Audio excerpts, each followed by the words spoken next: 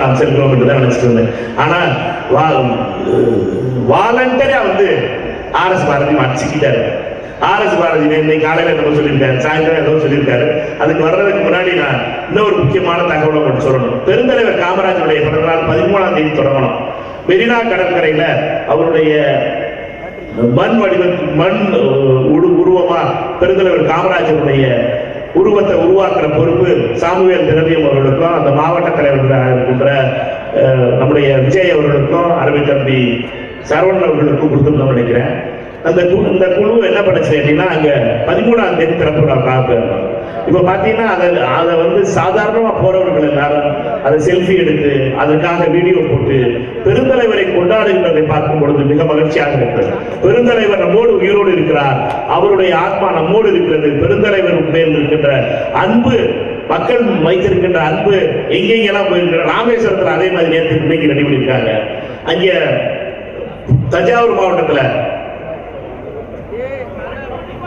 அங்கேயே கடவுள் உண்டா ஊர் புதுப்பட்டியில இதே மாதிரி காமராஜருடைய உருவத்தை உருவாக்கியிருக்காங்க. காமராஜர் மேல் இருக்கிற அன்பு என்பது மிகப்பெரிய அன்பு. அது அவர் மேல் மக்கள் வைத்திருக்கிற நம்பிக்கை மிகப்பெரியது என்பது நமக்கு தெரியும். இன்னைக்கு நம்மை பொறுத்த மட்டும் எல்லாரும் கரைபடியாத கரங்கள் சொல்லி கை வச்சு நம்ம இன்னைக்கு அமைச்சர்கள் 2 பேரும் தொடங்கி வச்சிருக்காங்க. ஏன்னா அவங்க தானே அதிகாரத்தில் இருக்காங்க.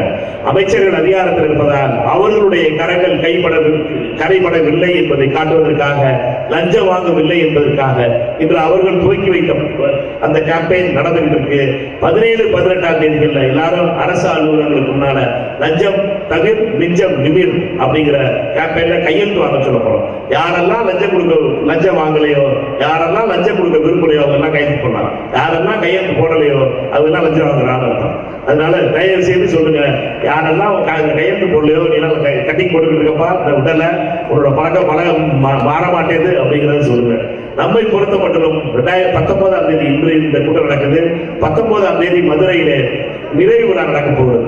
மாண்புமிகு முன்னாள் நிதியமைச்சர் திரு ப. சிதம்பரம் அவர்களும் அருக்குரிய அண்ணன் திருநாவுக்கரசு அவர்களும் அந்த கூட்டத்தில் கலந்துக்கிற போறாங்க மதுரையில.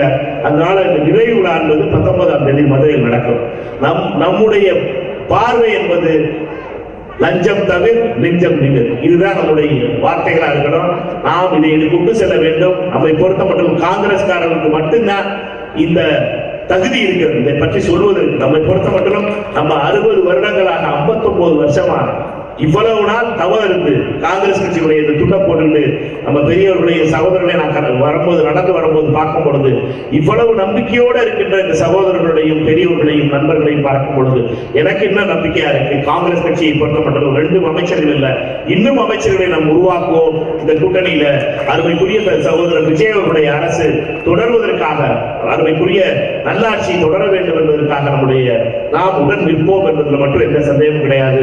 நான் அடிக்கடி சொல்வதை போல 2029 நம்முடைய நம்பிக்கை என்பது எப்படி நம்ம பெருந்தலைவர் காமராஜரோ அதை போலவே நம்முடைய வருங்காலம் என்பது ராகுல் காந்தி தான். ராகுல் காந்தியை தவிர யாரும் தலைவர் கிடையாது தமிழ்நாட்டில். காங்கிரஸை பொறுத்த மட்டும் நம்முடைய முகம் என்பது ராகுல் காந்தி அவர்கள் தான். ராகுல் காந்தியை முன்னிறுத்தி தான் நம்ம எலெக்ஷன் நிற்க போறோம். 2029ஆவது தேர்தல் என்பது ராகுல் காந்தியா மோடியா தான் தேர்தல். ராகுல் காந்தி ஒரு பக்கம், மோடி ஒரு பக்கம். யாரெல்லாம் ராகுல் காந்தியோட இருக்கியோ இரு, யாரெல்லாம் மோடியோட இருக்கியோ போ. மக்கள் தேர்ந்தெடுப்பாங்க. ராகுல் காந்தி அவர்களை பொறுத்த மட்டும் இந்தியாவில் நீட் இல்லாம போகணும்னா ராகுல் காந்தி வரணும். தமிழ்நாட்டில் 100 நாள் வேலை வாய்ப்பு மீண்டும் அதே பொடிபோடு வரணும்னா ராகுல் காந்தி வரணும். அதே மாதிரி நம்முடைய ஊழல் இல்லாத பெட்ரோல் டீசல் விலை குறையணும்னா ராகுல் காந்தி வரணும்.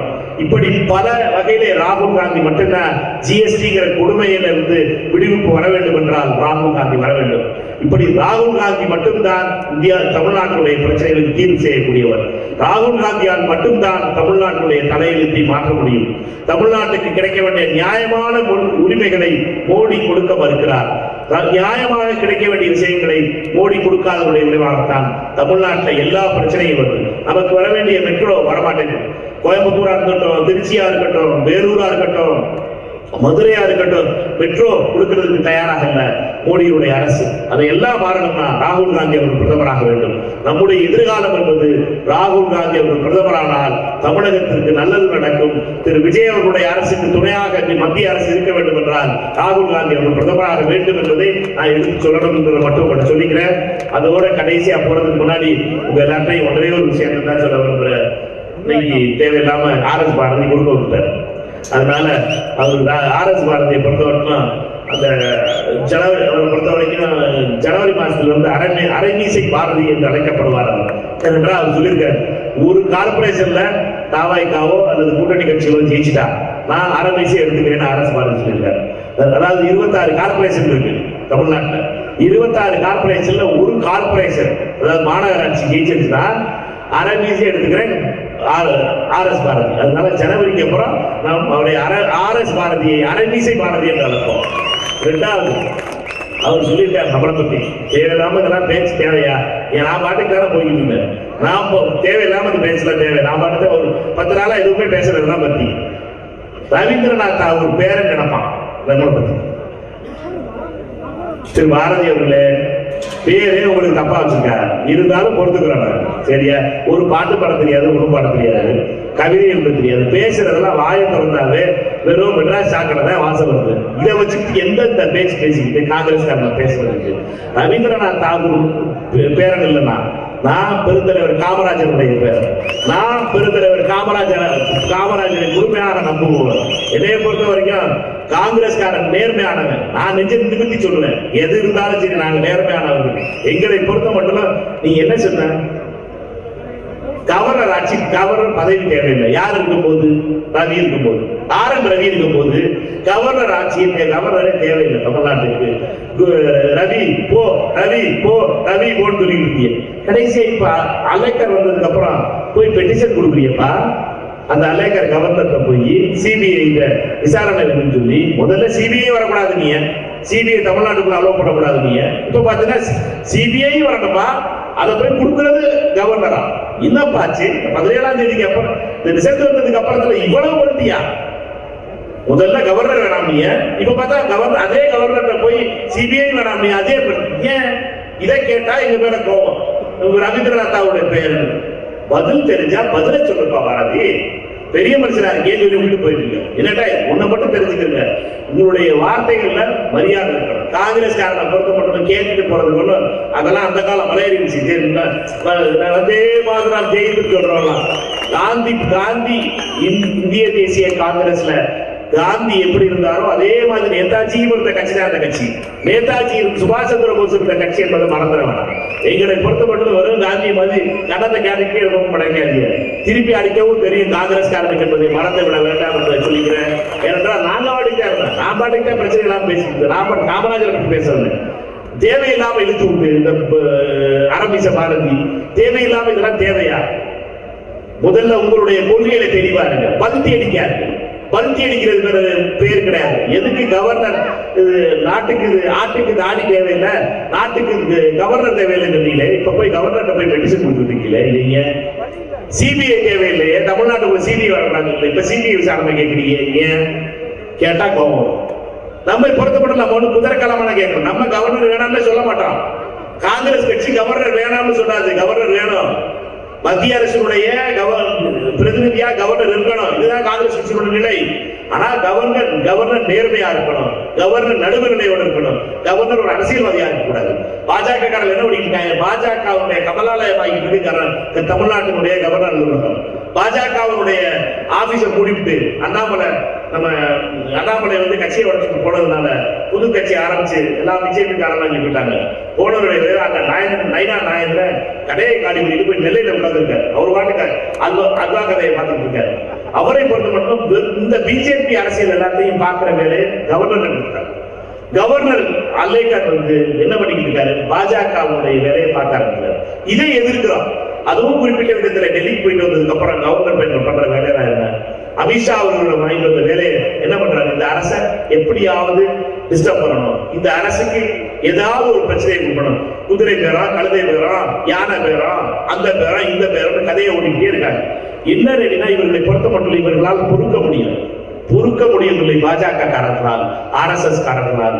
ஏனென்றால் ஒரு நேர்மையான ஆட்சி இருக்கு, ஒரு நேர்மையான அமைச்சர்கள் இருக்கிறார்கள், காங்கிரஸ் கட்சியில் அமைச்சரவையில் இருக்கு, விடுதலை சிறுத்தைகள் அமைச்சரவையில் இருக்காங்க, முஸ்லீம் லீக் அதில் அமைச்சரவையில் இருக்கு. இதனால அவர்களால் பொறுக்க முடியாது. திரு விஜய் அவர்களுடைய நேர்மையான ஆட்சி இவர்களால் பிடிக்க முடியல. யாரெல்லாம் பொறுக்க முடியலையோ அவர்களால் ஒன்று சேர்றாங்க. ஒரே நேரத்தில் பாத்தீங்கன்னா 3 கட்சி போய் கவர்னர்கிட்ட போய் ஒரே காப்பி பேஸ்ட் பண்ண பெட்டிஷனை கொண்டு போய் கொடுக்குறாங்க. எல்லாம் குதிரை பேரமா. 3 கட்சி பேரை நான் சொல்ல விரும்பல. ஆண்ட கட்சி, அதுக்கு முந்தா நாள் ஆண்ட கட்சி, டெல்லியில ஆண்ட கட்சி. இந்த 3 கட்சியும் போய் ஒரே நாள் 3 மணி 4 மணி 5 மணி நியாயம் கொடுத்து பார்க்கிறது எந்த விதத்துல நியாயம்? இது என்ன கவர்னர் அலுவலகம் என்ன கூட்டணி பேசுற இடமா? கவர்னர் அலுவலகம் என்ன பாஜகவுடைய அரசியலை பண்ற இடமா? இதை எல்லா மக்கள் பார்த்துக் கொண்டிருக்கிறார்கள். மக்களை பொறுத்த மட்டும் இதற்காகத்தான் பாஜக காரர்களுக்கு 4 எம்எல்ஏ இருந்துச்சு, ஒத்த இடம் இருக்காங்க. அதுவும் ஊட்டியில தப்பி தவறி நம்மளால கொஞ்சம் நல்லா வேலை பார்த்துருந்தாங்கன்னா அந்த வேலையை முடிச்சுக்கலாம். நம்மளை பொறுத்த மட்டும் நம்முடைய நாம் விட்டது ஊட்டியில நம்ம கோட்டை விட்டுட்டோம். நம்மை பொறுத்த மட்டும் ஊட்டியில நம்ம வெற்றி பெற்றிருந்தால் பாஜகவுக்கு தமிழ்நாட்டில் கிடைக்க போறது சைபரா இருந்திருக்கும். பாஜக தமிழ்நாட்டிற்கு ஒத்து வராத கட்சி என்பது எல்லாருக்கும் தெரியும். பாஜக அழிந்து கொண்டிருக்கின்ற கட்சி. பாஜகவுடைய RSS திருப்பி பி பிளான் போட்டு இன்னொரு கொட்டையை மறைக்காத ஒரு ஆள் அனுப்பி விட்டுருக்கு, அது வேற விஷயம். ஆனா நம்மை பொறுத்த மட்டும் பாஜகவை எதிர்த்து நாம் என்றும் நிற்போம். RSS எதிர்த்து என்றும் நினைக்கின்ற தலைவர் நம்முடைய ராகுல் காந்தி இருக்கிறார். அவரோடு சேர்ந்து பாராளுமன்றத்திலே தமிழகத்தினுடைய பிரச்சனைகளுக்காகவும் தமிழகத்திற்கு எதிராக கொண்டு வருகின்ற எந்த திட்டமாக இருந்தாலும் எதிர்த்து நிற்போம் நிற்போம் நிற்போம் என்று சொல்லி பெருந்தலைவர் நாம வாழ்க, ராகுல் காந்தியுடைய தலைமையிலே 2029 ஆட்சி அமைப்போம் அமைப்போம் என்று கூறி விடைபெறுகிறேன். நன்றி, வணக்கம்.